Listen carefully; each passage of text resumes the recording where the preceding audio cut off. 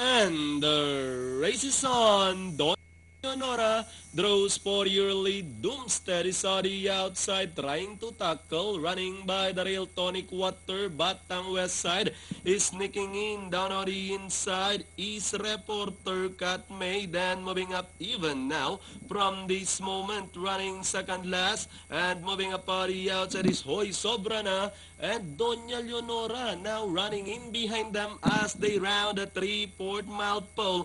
Two runners fighting it out for the lead. Tonic Water running by the rail alongside for a Doomstead. Then comes even now in third, followed by Reporter racing in fifth at this moment. Batang West side.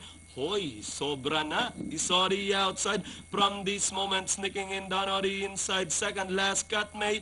And Doña Leonora is far behind past the last 800 for a Doomstead. Still in command by 3/4 of a length lead. Running on the outside even now by the rail. Dropping back in third is Tonic Water on the outside. Moving up, Reporter.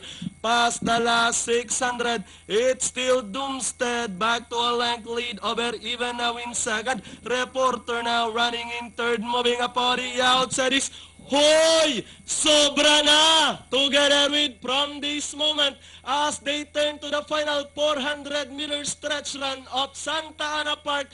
It's still Doomstead leading the field. Moving up on the outside even now. Hoy! Sobra na! Also closing in with the last 75 meters more to run. It's still Doomstead leading the field even now. Hoy Sobra na from this moment. And finally Doomstead for a second even now. Then comes from this moment number 5, Hoy Sobra na, Batang West Side, Reporter, Tonic Water, Cat May, and Doña Leonora.